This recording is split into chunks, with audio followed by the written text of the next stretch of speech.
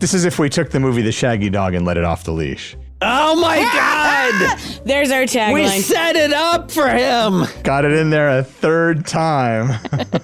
Oh, I bet you anything it's in his outro. Oh shit, I better check. I hope not.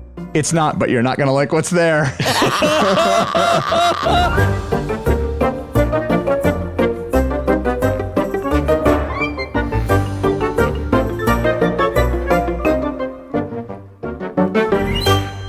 Hey there, story fans. Welcome to Almost Plausible, the podcast where we take ordinary objects and turn them into movies. I'm Thomas J. Brown, and with me are Emily. Hey, guys. And F. Paul Shepard. Happy to be here.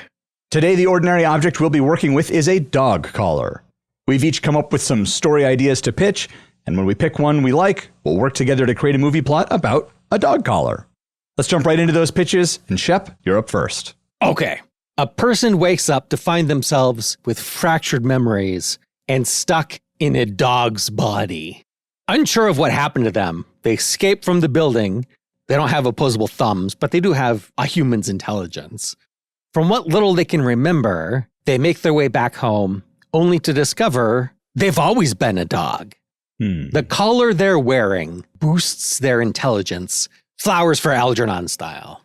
So it's a temporary thing if they take the collar off. Actually, not Flowers for Algernon. Have you guys ever heard of the anime Nichijou? It's an old kind of absurdist humor anime. I love it. But I don't think so. There's a 4-year-old scientist, and she invents a neckerchief that she puts on a stray cat, and it gives him the ability to speak. He speaks like a middle-aged man because that's how old he is in his cat's lifespan. See, I think I've heard of that. I think you maybe have told me about that part of it before. So I might be thinking of that for this pitch. It's that, but a dog. So this is the first time this dog is wearing this collar. As far as I know. Okay. Yeah. It would be nice. Someone else has to take care of you. Someone else has to clean up your poop. Yeah. That's how pampered you are. The dream. If you had a human's intelligence in a dog's body, would you poop in the toilet? I guess it depends how much you like your owners, right? Yeah. I think it would depend on what kind of a dog I was and what my anatomical situation was. Right. Yeah. A corgi might struggle. Right. I forgot there were small dogs. If you're a Great Dane, you don't even have to bend her. You just walk in there and let her rip. Sit down. Get your paper out. Read your Marmaduke line. Yeah. We were racing for it. Yeah. That's all I have. Thomas, what do you have? I have 2 pitches today. In a near future society obsessed with harmony and politeness, adults who commit minor social infractions are sentenced to corrective programming using repurposed dog collars. The collars track speech and behavior, delivering tones or electric shocks to train offenders into compliance. When a burned-out delivery driver is collared for an outburst on the job, he discovers his device doesn't punish disobedience, it rewards it. As his defiance escalates, the authorities respond in kind, forcing him on the run from increasingly aggressive enforcement drones. But the collar is protecting him, even guiding him at times. They wanted him to obey, but now he's off the leash. Boo! Was this pitch just for that pun? You know, it was a happy coincidence. What were you saying, Emily? Oh, I was going to make a joke about being a masochist with the shocks. Yes, that's what I was wondering about, where it's it's a reward, not a punishment. I'm like, is it, or is it supposed to be a punishment and he just likes being shocked? He likes it. I mean, we could go that direction. Who is determining what offenses are punishable? There's some authoritarian... It sounds very dystopian. Yeah. Oh, yeah. But also, a lot of people are assholes. So it's real tempting to go, now if assholes had to wear shock collars, That's how dystopic novels start. I know that it's bad. I know intellectually that it's bad. But... Well, my other pitch, a wacky inventor creates a collar that can swap consciousnesses between beings. But after a test run goes wrong, he ends up stuck in his dog's body, while his unruly golden retriever takes over his. Trapped on 4 legs and unable to explain himself, he has to convince his family he's more than just their dog. With his 4-legged friend running wild in his human body, causing chaos, stealing snacks, and chasing squirrels in broad daylight, The inventor must find a way to switch back before everything goes off the leash. That's God 2 damn off the it! leash jokes. Why? I didn't even notice. That's the problem with putting time in between writing these. I didn't bother to read the other one. I was like, the other one's done. And then I didn't notice I used the same joke twice. It's just for punishment. So this sounds like a Disney Plus series. Mm-hmm. Do you remember the old Disney movies where there would be someone turned into a dog? There was like 7 of them. Were there? The Shaggy Dog? That's one of them. There's 6 more. Shaggy Dog Part 2 through 6. Okay, so you have heard of them. The Shaggy Dog, the Shaggy DA, the Shaggy I Dog forgot remake. about the Shaggy DA. There were 3 Shaggy Dog movies. They've remade it twice. Yep. I remember the Ed Bailey Jr. one. I didn't remember the Tim Allen one. Oh, yeah. I forgot about the Tim Allen one. I thought there was another one before the Ed Begley Jr. one. I remember that one. And I like the original. What's his face? That was in all of those Disney movies back then. Yeah. All right. Those are my pitches. Emily, what do you have? So I just have one today because this was a hard topic for me. A man gets a dog shock collar stuck on him and he can't find the remote. Just as he's about to cut it off, he's shocked on what he assumes is the highest setting, thinking it's just a fluke that he sat on the remote or the dog did or something happened. He starts to cut it off again and is once again shocked by it. This is getting ridiculous. He tries one more time and it happens again. So clearly someone is messing with him, but how and why? He receives a mysterious text with instructions to meet the sender at a nearby park. When he arrives, all he sees is a little old lady on a bench feeding birds and squirrels. Not knowing who he is actually looking for, he sits next to the little old lady. She leans over and starts talking to him in hushed tones, first about the weather and the animals. Then she mentions the dog collar and how it could be a powerful tool to get someone to do something for you. Soon becomes evident that she is who he's supposed to be meeting. She gives an address and tells him to arrive there the next day, promptly at 3:57 p.m. And he'll know what he is supposed to do. He's got to wear the collar overnight? Yeah. Wait, why doesn't he take that time to cut it off? He's a stupid, stupid man. Why doesn't he put something between the probes on the collar and his neck? I saw that episode of MacGyver. Oh, there was an episode of MacGyver with shock collars? No, he stops a bomb with hockey tickets by slipping them into there's like a big plexiglass thing. Yeah. He puts it between the contacts. The contacts, yeah. Now that you mentioned it, I was like, why is it plexiglass? Who designed this bomb? So like take a dishwashing glove, they're rubber, just stick that in between the prongs and your neck and then you can cut off the collar no matter how much they're trying to shock you. The problem is I'm hearing this like a guy, you know how guys hear a thing and then try to immediately solve the problem when all you're trying to do is say a thing. See, Emily talked about he goes to the park and sits next to the lady on the bench, and all I could think about was pooping back and forth forever. So, oh man, you're unlocking so many memories for me today. You block something out for 14 years, and suddenly it all comes rushing back. I think that's enough. We don't need to give any more context and just leave out the reference from the list. Just don't put it on so that people are like, what the fuck was the pooping thing? My stupid brain, much like the man who can't just figure out to put a thing between him and the actual shock, just didn't see it, didn't think about it. And also the answer to your second question, Shep, is C, first answer. The stupid, stupid man. Okay. All right. I mean, it's like Thomas with his same puns at the end of every pitch. Right. Yeah. I have questions. Thomas, the wacky inventor collar that can swap consciousnesses. Yeah, we can get Rick Moranis for that. Oh, man. Is he acting again? Yeah. Yes, 100%. Let's get him for that. He's such a good, bumbly scientist. Yeah. How does it work? I don't know. Science, man. So how does it, do you wear a collar and then put a collar on something else and then you swap? Or is it just whoever's holding the collar goes into the consciousness of whatever he's putting the collar on? Or I think when I wrote this, my thought was it's a pair of collars. But now that I'm thinking about it, it would be very weird for a human to continue wearing a collar. Maybe that's the problem. Maybe the dog takes the collar off. Now that he's got hands, he's like, finally, Oh, yeah, you set up earlier in the film that the lab doesn't like wearing the collar, so he's trying to scratch at the collar and stuff. So as soon as he does the swap with the dog, he thinks, oh, I'll try it out, and then I'll swap back. And then as soon as they swap consciousnesses, the dog is like, I've got hands, and takes the collar off and runs out. And now he's stuck. You said lab, and I autofilled laboratory, so I was very confused. Now, this is happening in a dog lab. Of course he would have a Labrador in his lab. Naturally. Is the dog lab staffed by dogs? No, it's staffed by human, but they have a lab. I mean, let's be honest, this is in this guy's basement, so. I mean, that's stereotypical Rick Moranis, Right. if it's just him as a mad scientist. You got to have some of the other props, like the big, the helmet with the lights, from of course. Honey, I Shrunk the Kids. It's just like in the background on a shelf. And of course, one of those static balls. Yeah. Right, because this movie was made in 1982. Is it even a lab if you don't have a Jacob's ladder? Right. So the dog that takes over his body, does it Yes. have a human's intelligence, or is it a dog? I imagine it's a dog. Does he run around on all fours?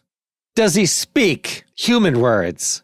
I would venture to say that he's not consciously walking on four legs. He's not walking on four legs on purpose. That's the default. Walking on two legs takes effort and thought. So walking on two legs as a human is the default, doesn't take effort and thought. Walking on four does. So both of them would do the natural default walking. Okay, that also makes it easier to film. Yes. But now you have a good explanation for it. As for whether he talks, I feel like maybe over the course of the film, he starts to gain more human traits. So like perhaps the walking on two legs is awkward at first, but he gets more comfortable with it. And his vocalizations are bizarre at first. They're only things like stop, sit. Right. Hey. It's all the commands he's heard from his owner. He only knows these human words. Right. Yeah, that's a good point. You set all that stuff up early. And then, so yeah, you have words that like are sit, stay, roll over, things like that. And then those in a sort of being there-esque situation, he says those things and people are like, oh, that's actually a really good point, Rick. Whatever his character's name is. You can say Rick. We just call him Rick. Yeah, his name is Rick now. Yeah. Even though Rick is actually in the dog. Yes. Yes. But no one else knows that yet because it's a Disney film and his behavior's just quirky. His behavior's just corgi? What? So he gets fired. Well, the dog in his body gets fired because they're cutting his funding. That's why he's doing these last minute rushed tests. Sure. He's trying to prove that it works. And then the person funding him calls him in and says, sit down. I'm going to talk to you about whatever. And of course, the dog sits down and listens attentively. But when he's acting crazy later, everyone goes, oh, it's because he just got fired and he's having a breakdown. That's the explanation. Yeah, that's good. Oh, was this the story we're doing, by the way? We're digging into it, so I guess so. Yes. This is 100% what we're doing. All right. So, before we start, what is the collar's intended purpose? Yeah, that's a good question. Obviously, it shouldn't be swapping a human's brain into a dog's body, unless we can think of a military application for that. Like, what is it supposed to do? Can it be it's not supposed to be that powerful and it's like a training thing to where you can just an easy peasy training? Oh, training the dog. Yeah. Oh, yeah, that's good. And so it's not meant to swap consciousnesses, but sort of like almost be like a mind meld, like you can kind of communicate back and forth. But then in the lab, the Jacob's ladder falls down and zaps something and supercharges it. See, that's why the Jacob's ladder is in the film. We need it for. But I like that idea of that's what it's for. It's a training thing, but it gets overpowered somehow. And then we could have a subplot because it's the 1980s in my brain always where the government is trying to track it down because they found out that they've swapped consciousnesses. How? I don't know. It's the 80s. Everyone's being spied on. And so you've got a subplot of military hunting him down. How effective would your spies be if they were just in a dog's body? You're not suspicious of a dog wandering around. Right.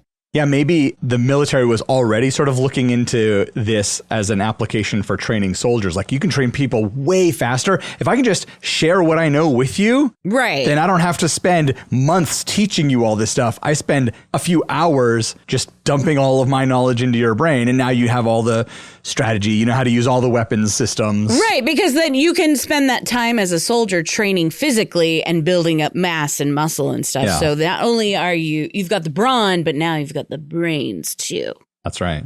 Oh, this is their super soldier program. They're going to Yes. take Yeah. the brilliance of one person who's got a scrawny body and put them in the body of this big burly guy, Like Captain America. Captain Right. America.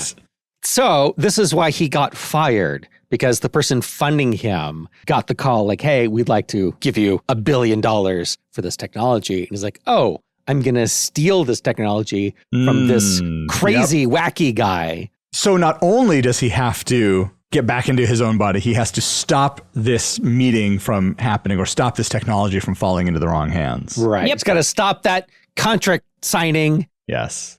And so, of course, he does that as a dog Of course. because he doesn't get his body back till the very end. No, Right. well, I think at the very end, he still stops it as the dog, but he has located the man, dog, whatever we're going to. Rick. What's the dog's name? Rolf the dog. Ralph. No, it's got to Rolf. be named after some scientist. Well, I can't use Einstein because that was Back to the Future. Yeah. No, Pasteur. Sulk. His name is Sulk. There you go. Jonas. His name is Jonas. Yeah, because then you can actually play the Weezer song in it too. There you go. It's a funny tie-in if the dog is flipping through his record collection and finds Weezer, and first song he plays is "My Name Is Jonas." You don't even have to play it. You can just show the records as he's flipping through them. Yeah. Fill in a bunch of references. That's maybe how he's trying to communicate to the family that, like, no, I'm not, clearly I'm not the dog. I have intelligence. I know about this Weezer album. We got to hear the voiceover, right, of what he's thinking. I think we've all seen this movie. I think we're all remembering this movie that we watched because it's so clear. Maybe it was beamed into our heads with a collar, a training collar. Right. It was the cat from outer space wrote this Yeah, and right. There then you go. beamed it into our heads. That's what's happening. He had a special collar, didn't he? Yes. Isn't that how he talked? Was through his collar? Why didn't I remember that? Well, that's a cat collar, not a dog collar. Yeah. Yeah, completely unrelated. Totally Save different that episode. for our cat collar episode. Okay. Is our scientist married? Does he have a wife? Yeah. Does the dog fuck his wife? This is my question. No, we're not going to weekend at Bernie's this. So, Nah. all right. So, no, I would imagine they don't have sex. This is a kid's film. Okay. Just limiting our humor. I see how it is. Do you want to make an adult version of these like Disney movies we watched as children where it's just like, just going to take this up a notch? Oh, yeah. He loses his job, but it improves his relationship with his wife because he's a real animal in bed. She's like, hi, you dog. Oh my God, it's like Multiplicity. Yeah. Yes, multiplicity. She's just exhausted. She's having a good time, but she needs a break. I'm coming around on this idea. So. So what are we missing? Sounds like Yeah, what do we need to figure out? Yeah. sounds like we have a lot of it already. Is that it? We're done? Well, some of what are the issues that he runs into as a dog? Well, he can't talk. Right. He can't drive. He has to figure out how to get across town. Does he know where the meeting is happening? Does he know that the meeting is happening? Or is that something he finds out once he is a dog? Somebody says something in front of him because it's just a dog. Right. Yep.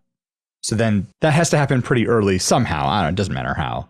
Okay. The writers can figure that out. But if he finds that out and that sort of adds another item to his to-do list, obviously get his body back, but also, great, now I've got to stop this thing. So there's our ticking clock. Right. He can get his body back kind of whenever, but this thing is happening at 3:57 p.m. And no laugh for that? Okay. I was going to say, I was going to wait for you to finish the thought and be like, I Okay, appreciate yeah. that you incorporated my one part of No, my... Thomas doesn't wait for the audience. Yeah. I expect immediate laughter for my jokes and I'm sorry. I'm a parent. You wait till everyone's name has been announced before you applaud. yeah. Okay, I don't think it happens immediately. I think the initial problem is that he's in a dog's body. So he has to learn how to communicate with people. He has to let them know that he is Rick and not, what is the dog's name? Didn't we decide on Jonas? Yeah, Jonas, that's right. We did pick Jonas. So he's got to have like an 8-year-old daughter that figures it out, right? Oh, yes, because then people won't believe her. Right. Yeah. But she knows. And maybe like the 10 to 12-year-old brother. Oh, like the 14-year-old brother. It's great if the kids know because they're too young to drive, so they can't solve the problem. Okay, but this is directly from the Shaggy Dog. Oh, is it? Damn I haven't seen it in 40 years. Yeah, it's been so long. Oh, no. That's probably why I was like, this is perfect. Yeah, it worked real well. 3 times. Yeah. Does Rick, as the dog, take the bus? Yes. Just as a dog? How does he pay the fare? Oh, he gets in the back door. When somebody comes off, he runs with in. another person, and the bus driver just assumes it's their dog. Oh, yeah, maybe. Okay, Shep, go with me on this coincidence for a moment. There's a blind person getting on the bus. Oh, let me fix your coincidence. Okay. They're not blind. They're just wearing sunglasses. Okay, great. And then, the bus driver assumes that it's a service animal and doesn't say anything. And the person doesn't say anything because the dog got on with other people. Right. He just assumes it's one of theirs. Everyone assumes it's someone else's. Yeah. Until it gets off the bus before the guy with the glasses does. Right. So, we were trying to figure out what are some of the difficulties he runs into besides people not knowing who he is, besides not being able to speak or drive. I mean, you could have, so he's trying to get people's attention and people are seeing it as a dog being very rambunctious. And there's a dog catcher, right? No, hang on. there's not, because that's just the Shaggy Dog. Oh, damn it. The neighbor who doesn't like the dog is like, oh, it's because you haven't gotten him fixed. You have to get him fixed, and then he'll calm down. This is, again, if he has a wife. So the neighbor's talking to the wife. Right. Where do they think the husband is during all? Is he just at work? He had a nervous breakdown. Oh, and ran away. And ran away. He's just running around town in like a fugue state and no one's doing anything about it? Maybe instead of a dog catcher, it's the police. It's the police going after the humans. The men in white coats are trying to... Yeah. So is that it then? The men in white coats are coming for Jonas as human. Yeah, I think that's kind of fun. I mean, then I would say put a dog catcher in. So they're both up against the same thing. Okay. I imagine like a Scooby-Doo type scene where they're running in opposite directions and they're being chased. Changing doors and going in one door and then coming out a completely But then different... like Rick sees his own body run by and he's like, wait a minute. So how does he find out about this military thing? Is he chasing after his body and is out in the wild somewhere and overhears a conversation? Does he have to be out in the wild and coincidentally overhear a conversation? Or could his investor who fired him earlier needs to get something from his lab and comes over and they get a phone call. And so they're talking about it so he can hear that side of the conversation. Because why would he, I can't talk right now. Nobody's around. It's just a dog. Yeah, I guess why wouldn't, if the investor guy broke into his house and is snooping around his lab, why isn't he barking and growling and... Maybe he does it first and gets locked in a closet. The other thought I had is he decides to go to wherever the investor is. Maybe there's a lab in that building and he's thinking, I can go there to get whatever item that will allow me to switch back. Or there's another invention he has where it's the dog talking collar or whatever, I like the idea of a dog talking collar. If he's arguing that dogs are smart enough to talk, but the way their vocal flaps are arranged, air doesn't pass over it. So they can bark, but they can't form articulated sounds. Mm-hmm. So he's trying to figure out how to make that work. With the contractions on the neck are causing sounds to come out of the collar. And a dog can learn to make the contractions, to make the right sounds, to make words. But it hasn't worked yet because people are saying dogs are just not smart enough to learn to associate the vocal contractions with the sounds that they're hearing. But he's like, if I put it on, then I could do it. It could even be something simpler than that, where it's like, it's a bark translator device. Now there's apps for it. Exactly. So, maybe, well, again, it's going to bring the kids back into it. Like maybe the daughter downloads this app and it works. Right. Why is that app not more popular? It's crude. You know, he can only say certain things. He can't say like, Shelly, it's your dad. I'm stuck in the dog's body. Like, it won't come out like that. It'll just be like, help, problem, whatever. It'll be like a single word or a couple of words.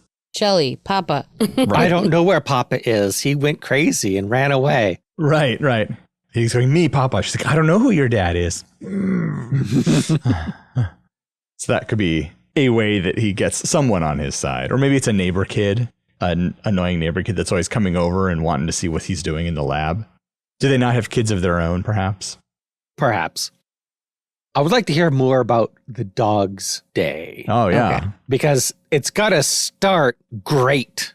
Right. Dog's going to be having the time of his life. Ooh, does he go to poop in a park?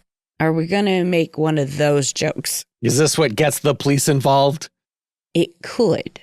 Because he's got to poop, right? Body's got to do what the body's got to do. Okay, Yeah. but now you're raising questions like, does he take his pants off? I was just thinking that. Yes, that's why the police would get involved. But how does he know to take his pants off? He's a dog. Oh, I get it. This is why you have him have sex with the wife earlier, so that he learns about taking his clothes off and putting them on. He's in a smart body. He can learn stuff much easier now. And then at the end, when he's back in his body, you see him wearing pants. I think the biggest question we need to answer at this point is, who is the audience for this? Is this rated G or is this rated R? Oh, you're right. We should probably figure that out because that's going to limit our responses. PG-13. No, Emily, that's the worst possible one. Yeah, you got to go full on whichever way you go. It's got to be all audiences or limited audiences. I say limited audiences because it would be the Shaggy Dog for adults. Because they remember watching the Shaggy Dog as kids. Right. They're going to have nostalgia for it. There's the nostalgia part. Here's the adult version of that. But this is what it's really like now that you know what being an adult is like. This is if we took the movie The Shaggy Dog and let it off the leash. Oh my God! There's our We tagline. set it up for him. Got it in there a third time. Oh, I bet you anything it's in his outro. Oh, shit, I better check. I hope not. It's not, but you're not going to like what's there. On that note, let's take a quick break here. Oh, geez. And when we come back, we'll figure out the rest of our story for a dog collar.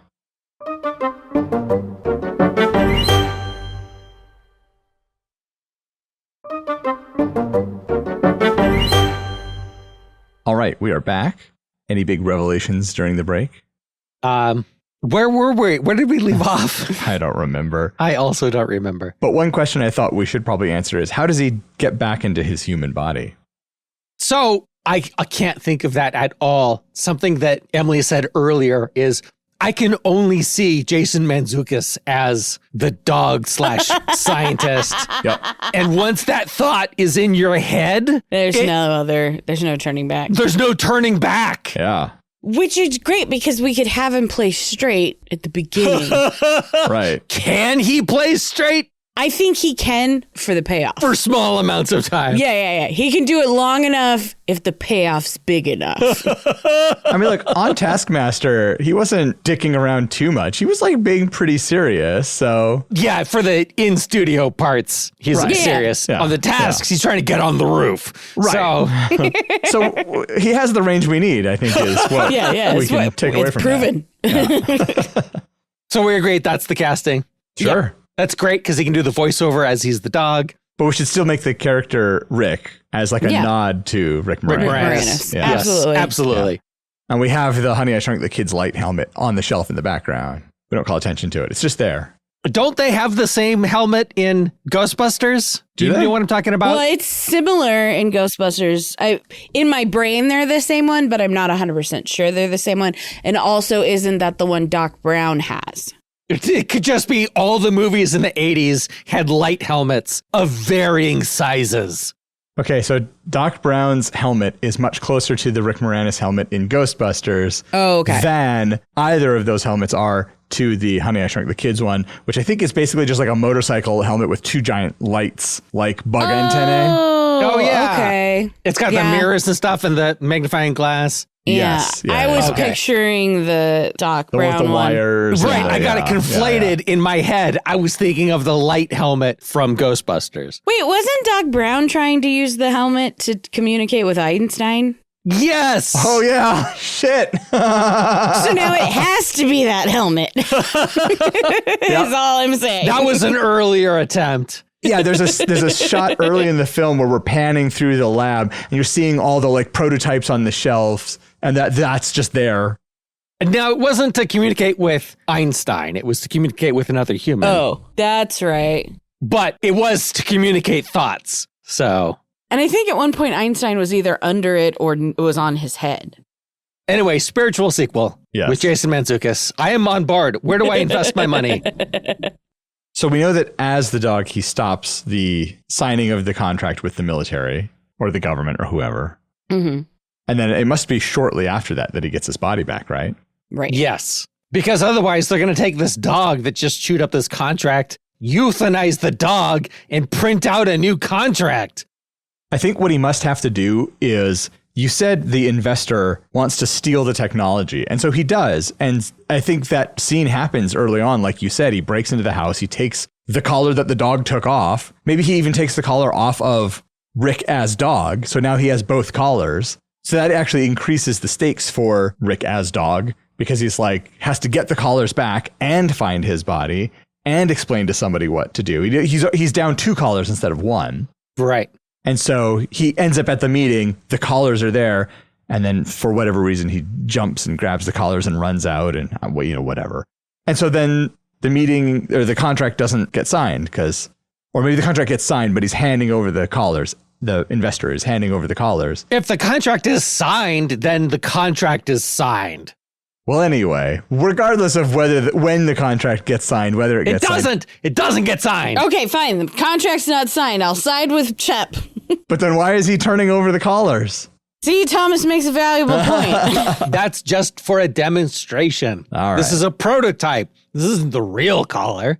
But if they've already drawn out the contracts, wouldn't they have already seen proof of product? Well, I think that in the situation is they have brought the contracts and they will sign them, assuming the demonstration works, because it's like, oh, you've proved the concept is viable. We will sign the contract and you will get money to move this from prototype to production. Okay, I want to change several things. Okay. Do you? Yeah, this is quite unlike you. This is shocking. Yeah. Speaking of shocking, what if there's only one collar and he gets shocked by the one collar and that causes the transfer?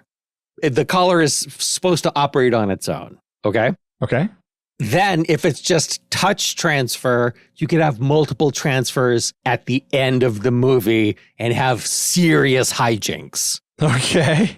Okay, so if it is touch activated and 2 people touching it can swap bodies, then you can have a scramble. The people fighting over the collar at the end are themselves swapping bodies, not just Rick and Jonas. So how does the bad guy... Oh, the bad guy gets it off of Rick as dog because he's wearing gloves because he broke into Rick's house. Ooh, I like that little detail. And he didn't want to leave fingerprints, so that's why that happened. And then, yeah. So, but this raises the question of how is it supposed to work normally? I think the way it's supposed to work is the collar connects to a computer or something wirelessly and allows you to send commands or whatever, like whatever Yeah. the goal it is. There's some other piece of software that's how it's supposed to work. But for whatever reason, it got supercharged. Right. It connects to an app on your phone. Right. Whichever phone company wants to sponsor the movie gets to be featured. Yeah. And then is it still a training app? Is that the idea? Well, see, now raises more questions. I just want to have maximum hijinks. Right. So I might be Right. breaking the plot in order to do it. So yeah, now we're back to square one. What is it supposed to do? I mean, the training thing still makes sense because that's why the military wants it. Right. What is the demonstration that the investor is going to be making? What is his plan when he steals the collar? I mean, it could even be like we can train dogs in an advanced way Because there's a long history of the military training pigeons and dolphins and all sorts of other animals to do spy tasks. So maybe it's not the military, maybe it's CIA or whatever. Okay. I want to roll back a little bit. Sure. What if there are two collars and they're linked together, but one of them is malfunctioning? The one on the dog swaps the consciousnesses. Okay. So normally he's wearing one, another person would wear one, and he can speak Spanish, and now the other person can speak Spanish, whatever. It's training the vocal, whatever. So he's trying to use it on the dog, which is what it's not designed to do. But he's run out of tests. He doesn't have any funding. He's, desperate times, and that's when that malfunctions. And so when they swap, he's wearing a dog collar, because I like that visual of him wearing a dog collar. But the actual swapping is done just by the one collar, not both. So then you can still have the hijinks at the end as they're fighting over that collar. So anytime somebody touches that collar. Without wearing gloves. Right. A swap happens. Right. I'm really trying to bring the Jacob's ladder into it. He's like trying to reach onto his bench to grab a tool, and he's reaching around and he accidentally grabs the Jacob's ladder, and that's what overpowers the... Right. You do know there's already a movie called Jacob's Ladder, right? Does it have one in it? What's it about? I don't actually remember. Vietnam. Vietnam. Oh, okay. Probably doesn't have a Jacob's ladder in it then. It's a totally different movie. Oh. Yeah. I just didn't want to say stop trying to make Jacob's Ladder happen, Thomas. No, we will be streets ahead on this. It's going to be so fetch. Oh, it works really well. So who all gets swapped around at the end of the film? Obviously, the general or whoever, the high-ranking government person, gets swapped somewhere. To a private. Oh, that's funny. I like that. Some lower ranking. Yeah, private and a general get swapped. Yep. Does the investor end up in the dog's body at one point? Or are they permanently swapped? I could see the investor and Rick. So, of course, Rick as dog is there trying to stop this from happening. So the investor goes into Jonas's dog body. Rick, who was in the dog body, goes into the investor's body and can now fix everything because he's a human. And he's a nice guy. So, of course, he puts everything back the way it's supposed to be. Well, yeah, he's not going to screw over Jonas because he hates the other guy. Right. And clearly, Jonas is competition for him in the bedroom, so. I wonder if at the end of this swapping wackiness, if the general needs to be in the dog's body. For why? For humor. Okay, I'm good with that. Well, somebody's got to be in the dog's body for a while. Rick needs to be in a human body, and he has to go collect his human body and bring it to wherever the collar is, or get all of the pieces together so he can put everything back the way it should be. Oh, actually, yeah, I like that because we've swapped, but the private is in the general's body. Right. But he can help get him the access he needs to get the stuff or whatever. Right. He can command the police to go do something or whatever. Yeah. So the general gets put back into his own body. Everything gets restored. Everybody knows that the general is in the dog's body and the private isn't really the general. Everybody in the room where it happened. Right. So you have escorts, you have military escorts around the dog. People are saluting the dog because it's a general. Yes. He sits down and raises a paw up to his head to salute back. Right. Maybe he's got ribbons on. He's got his rank. Yeah, I like this. He barks at passing soldiers. Right. He's literally barking orders. Yeah. Oh, he's got an assistant that he yells at at various scenes earlier. And then when he's barking, his assistant's writing it all down. And I was like, how do you understand him? It's oh, he's just like this. Yeah. We've been working together for years. Right. Then once everything is put back to normal, do they confiscate the technology? How does Rick prevent the technology? Does Rick prevent the technology from ending up in the military's hands? Because realistically, they totally would confiscate this. Right. Well, yeah, but we could do the old Hollywood ending that they're going to confiscate it so the enemy can't create it, but it's clearly too powerful to use. They're going to put it in that vault. Or as they're using it, because it's a malfunction. It's not designed for this. Correct. It's breaking down and glitching out. And so Rick tries to optimize swapping everyone back with the minimum number of uses. And maybe it fails before the end. So. Oh, so the general stays stuck in the dog's body? Well, No, but Jonas needs to go back to his body. He's a lovely dog. Yeah. We don't want to screw Jonas over.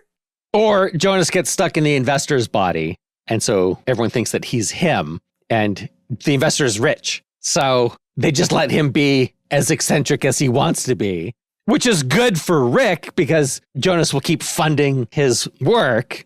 What happens to, we don't have the name for the investor. Steve? Steve, obviously. It's clearly Steve. Yeah, what happens to Steve? Where does he get stuck? If we leave the general in the dog's body. Well, I think Shep was saying leave Steve in the dog's body, right? I'm asking questions. If you want everyone to go back to normal, except for the dog ends up in the investor's body, Oh. then they need to have theirs swapped. So then the investor would be in the dog's body. Yeah, because otherwise the investor ends up in the general's body, and that Steve should not be a high-ranking military official. Right. Steve should be the dog he is. Yeah, okay. But then what happens? What does he tell? You know what? I'm asking too many questions. No, what's your question? Who tells what? What does Rick tell his children about what happened to Jonas? Because is he keeping Jonas with the investor in the body? Because the investor's not going to be good. He's going to pee and poop all over the floor just for spite. That's a good point. It's going to bite people. Yeah. No, he gets taken by the military. Oh, that would make sense. So then what does he tell his children or his wife? What happened to the dog? Oh, the dog didn't make it. Didn't make it from what? Okay, so Rick does not leave Steve in the dog body on purpose. He's not malicious. No. This is just like you were saying, Shep, the collar's not working properly. He has no idea why it's like this. And at some point during all the switches, he's like, now all we have to do is swap Jonas and Steve back into their correct bodies and everything will be back to normal. And it doesn't work because whatever reason, the writers can come up with why it doesn't work. And so he tried to fix this, but it wasn't able to happen. And so the military is like, we're going to take the collar, we're going to take the dog, we're going to take, whatever. They take all your drawings and your notes and everything, and we're going to leave to do whatever, either build more of these or lock it in a box somewhere or whatever.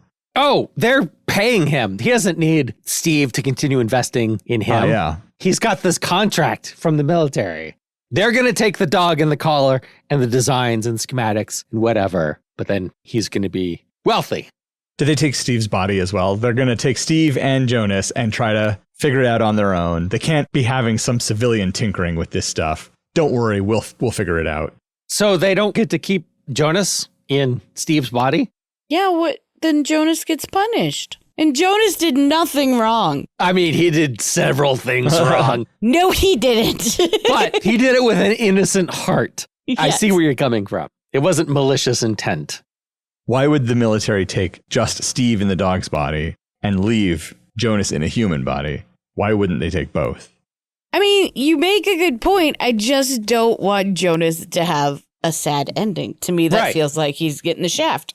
It's part of Rick's deal with them. He's like, I'll give you the schematics. I'll sign the contract that you want to sign. Yeah. But in return, I have one thing to add. That's all he says. I have one thing to add, and then you don't see what it is. And then later, when he's doing the happy family reunion, Steve's body is there, but he's acting like Jason Mantzoukas. Right. I would love to have another actor act like Jason Mantzoukas. Who can pull it off? Yeah. Stephen Merchant. Stephen Merchant. Oh my gosh. He's so tall. Yeah, I think it would be very funny. Yes. It would be very funny. All right. Are we missing anything? We have beginning, we have an ending. Did we do anything in the middle? We didn't come up with all the hijinks that Jonas gets up to in Rick's body. I believe we covered that with and hijinks ensue. Okay. I mean, it is a problem for the writers. Because it is basically going to be a lot of throwing weird little things in there, Yeah. little problems in his path, and then he's got to overcome them somehow. Right. We know that's what happens, so. Yes, we know what happens. He has a good day, mostly. I do like the idea of cutting back and forth. You see Rick in the dog body trying to solve stuff, and then every once in a while we just cut to Jonas in the human body doing some wacky thing. Right. Sitting next to people at a patio, being like, "You gonna eat that? Can I have some?" Yeah. Normal dog stuff. Yeah. There must be a bunch of near misses where Oh, of the course. human body is somewhere doing something and Rick, as the dog, doesn't realize that, oh, it's just one block over, or, oh, he just went into that building, then he walks in front of this shop that, or whatever, Yeah, the bus drives by, he goes into the building, the dog, yeah. Yeah. Right. That's how you do your transitions between them. Yes, yeah. Well, we'd love to hear your thoughts on today's episode about a dog collar. Oh no, here it comes. Did it make you say, bow wow? Or was it just rough? I wasn't ready. Let us know by leaving a comment on our website, reaching out on social media, or sending us an email. Links to all of those can be found at almostplausible.com. While you're waiting for the next episode of Almost Plausible to come out, why not spread the word about the podcast? Whether you tell someone you know or a random stranger you met at the dog park, the highest compliment you can pay to us is to tell others about the show. Emily Shep and I will get together once again on the next episode of Almost Plausible.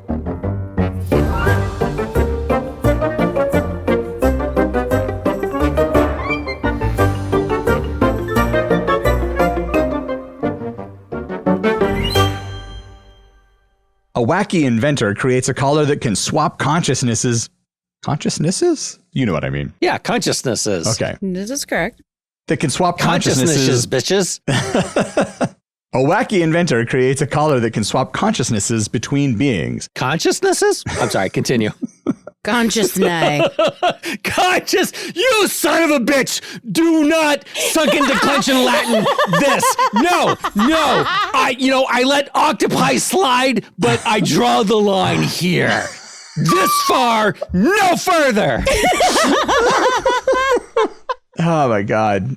I think we have our end of the episode. Oh no! God damn it! I always maximize the things so I can't see that it's recording, and I always forget that we're actually recording, and other people can hear this. Yep. I'm not good at podcasting. Me neither. I feel like I've been tricked into it. Thomas is carrying us for sure. Also, to make you both feel better, consciousnesses is the plural of consciousness, but also consciousness is acceptable as a plural. Okay. Not conscious, I can't believe it.